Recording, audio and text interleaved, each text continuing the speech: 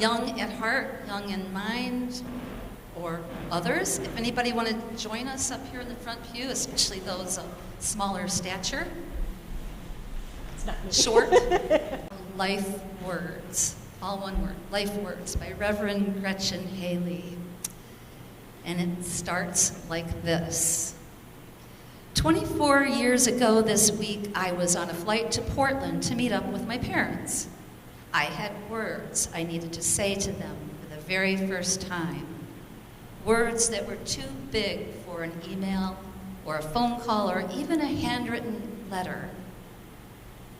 My words were also too big to say while the drive from Portland to their house, 2 hours away. But they couldn't wait. So, from the back seat of my dad's car, I told them I was in love with a woman. I was bisexual. For a few moments, my silence instead became theirs. Seconds passed, which felt like decades, as mile marker reflectors flew by us in the dark. Finally, there was mocking laughter, and all their defenses came up. They could not believe the words I was saying, refused to hear them. I tried again and again and again to say the words that they would understand. It was the beginning of a years-long conversation between us, attempting to bridge the distance between my silence and theirs. After all the many words we have said to each other over the decades since then, the truth is now they mostly don't remember that first conversation. The speaking has changed them and me and us for the good. We did manage to bridge the distance. So much so now they don't even remember the silence. But I do. I still hold it all in my heart. I hold every word. Some words are like spells. Bringing them to speech changes everything. Immediately and then over time, as what is spoken sinks in and becomes a new reality, creates a new world. Words like, I love you, or I'm trans, or let's get married. Words like, I need help, I'm sorry. What are the words in your life that just by speaking moved you from one reality into another? The words that changed your life, the life of people you love, the words that made and remade whole worlds. The power of words being spoken is what psychologist Robert Eichberg and activist Jean O'Leary understood in 1988 when they designated October 11th as National Coming Out Day. They were trying to decide how to respond to continuing anti-gay legislation and decided that the act of saying true words would be the best hope for turning fear into celebration. Over 3 decades later, coming out is a concept most of us have a sense of. The power of claiming your own truth to change things. But what can get lost in our understanding of coming out today is the importance of the words themselves. Instead, we might emphasize the simple knowing of what is true. Say the coming out to ourselves, less than the actual saying of specific words. Some balk at the idea of labels in all their concrete specificity for identities always emergent and truth that is always unfolding, and so downplay the importance of specific words. Words are imperfect approximations of truth, of course. It's why it took so damn long to bridge the distance of understanding with my parents. And words are always just a snapshot of a moment in time. Still, there is something uniquely powerful in the bringing of these sounds to our lips, the particular consonants and vowels the physical breaking of silence. Silence can be so seductive for a time. Silence tries to convince us we can keep things from ever changing, that not changing is better. That somehow by not bringing truth to speech, you can make that truth no longer true, or at least no longer matter quite so much. Silence over time can become a kind of culture, a self-protective habit passed down from generation to generation, within families and then communities, until there's a silence about the silence itself. As poet Adrienne Rich wrote, whatever is unnamed, undepicted in images, whatever is omitted from biography, censored in collections of letters, whatever is misnamed as something else, made difficult to come by, whatever is buried in the memory by the collapse of meaning under an inadequate or lying language, this will become not merely unspoken, but unspeakable. This is the sort of silence upon which white supremacy and patriarchy depend, which is why speaking some words out loud can feel for some of us like such an impossibility, like learning a language long forgotten and forbidden. In silence, the amygdala runs the show. That part of our brain that thrives on threats and fear and reduces all of our options into fight, flight, freeze, or fawn. And that disregards all logic as nonsense. Silence is seductive. It is also eventually suffocating. To keep our truths unspoken is to be eaten alive from inside. As Black lesbian poet Audre Lorde writes, "You're never really a whole person if you remain silent, because there's always that one little piece inside you that wants to be spoken out. And if you keep ignoring it, it gets madder and hotter and hotter, and if you don't speak it out one day, it will just up and punch you in the mouth from the inside." Scientifically speaking, to live with the amygdala in charge has significant implications on our health. It reduces immune responses, increases physical pain, anxiety, and depression, and increases the risk for high blood pressure, heart attacks, stroke. Studies have shown that the brain responds uniquely to words we speak out loud. It refocuses our self-understanding and calms the amygdala. To break the silence is to literally save your own life. As Audre Lorde writes, "I have come to believe over and over again that what is most important to me must be spoken, made verbal and shared, even at the risk of having it bruised or misunderstood, that the speaking profits me beyond any other effect." It is one reason the practice of confession can be so powerful. To put to words the harm you have caused is to begin a process of healing in yourself and those you have harmed. The power of speaking words aloud is something that Florida Governor Ron DeSantis and his "Don't Say Gay" law understand very well. And it's also something that Moms for Liberty and book-banning politicians and local school board candidates understand. Just how powerful it is to say specific words out loud.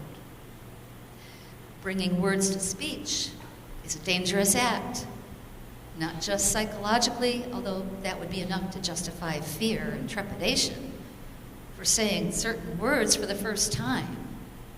As Lorde writes, In the cause of silence, each of us draws the face of her own fear. Fear of contempt, of censure, of some judgment or recognition, of challenge, of annihilation. We fear for ourselves, and sometimes even more persuasively, we fear for people we love. We sit on words that we have known in our hearts for a long time, maybe whole lifetimes, because we are afraid that saying them would destroy more than we can handle. Silence, for all of its suffocation, is still better, we believe, than such undoing. I quit. I want a divorce. I'm sick. My child's not reaching her development milestones. My drinking has become a problem. I was abused. I abused. I have dementia. I'm dying. As ministers, we're often the place people go to for a kind of trial run for first times with words like these. A safe person with whom you can try out the words with the idea that by position or trust, we will unhear it.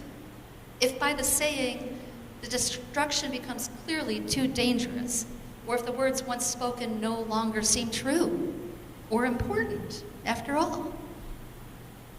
Sometimes people will meet with me and tell me they are thinking of leaving their marriage, for example. But then sometime later I check back and they have genuinely found a way through it. Sometimes the saying of words helps us to know the world we want to keep working for, the truth that is worth holding on to.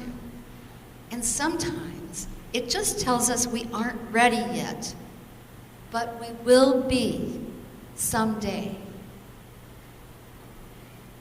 Sometimes people share things like this with ministers with the hopes that we will talk them out of it, that in some kind of holy wisdom we will see right through them and call it out as nonsense. I should tell you now, at least while I'm showing up as I mean to, you might wish for this, but I won't deliver.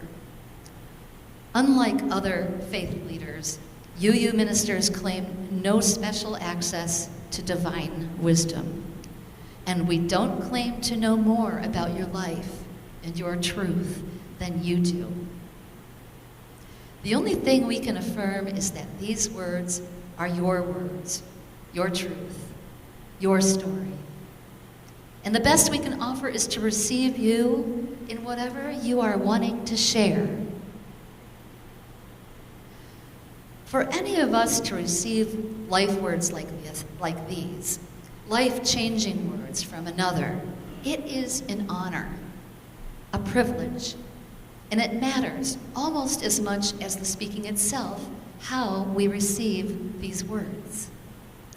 The challenge, of course, is to simply listen and truly hear, which requires a kind of double awareness. First, of the ways we are entirely separate from the one speaking.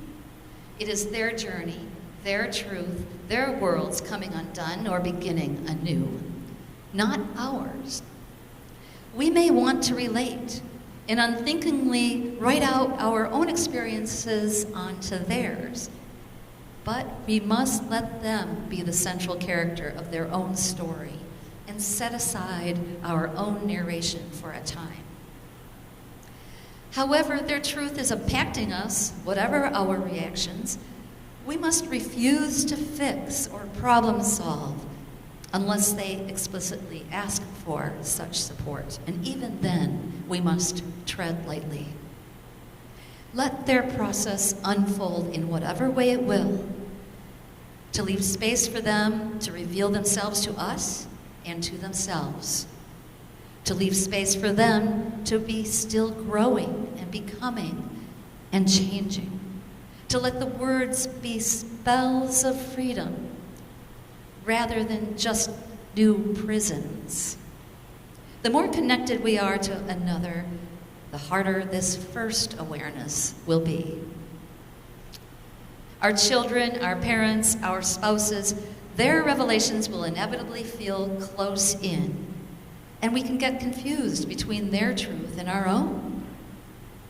The best practice in these moments is to return to our breath and to pause, and to know and affirm that we do have our own truth that we will need to say, but that maybe, ironically, for a time, our silence will be our gift. To trust that the time will come and the person to whom we will speak that truth may or may not be this person whose truth we are now receiving.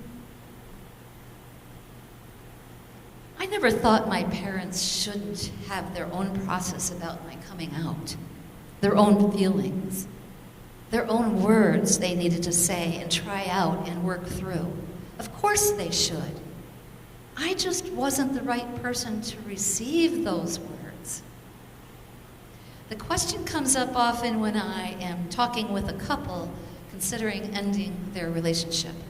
They want to turn to each other to continue to be the recipient of their respective emerging truths. But it's nearly impossible to be the person with whom you are struggling to be in relationship with and be the person to whom you are turning to for support about that struggle. It's part of the process to find someone else to turn to and to receive the words you very much need to speak. It is such a critical part of breaking silence to be aware of who the right person is to receive and to discern the right timing. Especially in the earliest stages, it can get so confusing what to say to whom. And here I want to go back to one of the phrases I offered earlier, the words, "I have dementia."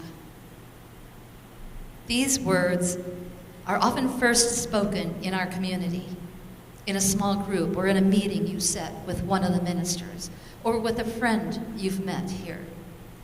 I have dementia. Or maybe my spouse has dementia. Dementia is such a particularly complex reality that so many of us are wrestling with these days. Dementia can make it hard to put things into words, to literally find the words. Memory is intertwined with our identity, especially for people who have been overly identified with their capable brains for most of their lives, as many of us have. So that by saying I have dementia, we can have a sense that we'll become somehow less of a person, at least in terms of how others see us. It is a fear, it's also a potential reality. Just as with a lot of other life words we might share for the first time. That they will be received with dehumanizing distance. But this is why we who receive such words must hold on to a second awareness, alongside the awareness that we are entirely separate from the one speaking. Must be the awareness that we are also entirely connected. That there's nothing another person can share that will make them any less human than we are, or that could be completely foreign to us or our potential realities. We must refuse to overly other another. We must retain a sense of humor, even a lightness. Not to downplay what someone's sharing, but more to hold on to the truth of the person that is unchanged, even as they are sharing something that may be world-shifting. When we put to the words something for the first time, we need to know that we can still be seen for the person we are, not overly identified with these new words themselves. As queer theorist Catherine von Stockton reminds us, we need to leave some space between us and the words, to remember that the words, powerful as they are always an approximation of the truth, not the truth itself. With this in mind, I have found that a willingness to say, I have dementia, is one of the best ways to maintain and even deepen our connections with one another and our sense of shared humanity, because it gives words to a reality that is there whether you name it or not, which reduces anxiety, and it makes space for that humor to come through and for humanity to be retained. It is often the case that we try not to say words because we are afraid they will be disconnecting, that we will lose relationships as a result of our utterances. And for a time, that may be true. For some relationships, it will be inevitably true. But the truth spoken and acknowledged is ultimately always more connective than untruths left in silence. We are one in shared reality, whether it is a reality we explicitly name or not. And the truth still sets us free. So, what do you say, Audre Lorde asks? What are the tyrannies you swallow day by day and attempt to make your own until you will sicken and die of them, still in silence? In these days, speaking remains a revolutionary act, a resistance to the force of shame and erasure, a willingness to be a full person, ever in progress, an act of trust that we could be received by another, a steadfast faith that through all of life's tangled blessings, love persists. It is an act we do for ourselves. It is an act we do for all of us collectively to ensure the triumph of diverse human truth, that no truth will become unspeakable.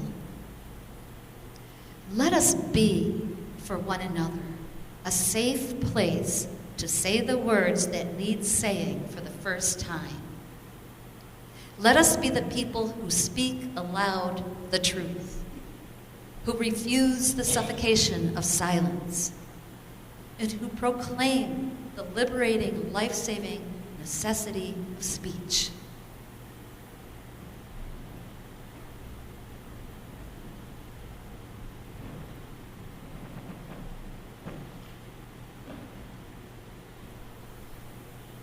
Would you join together in singing hymn number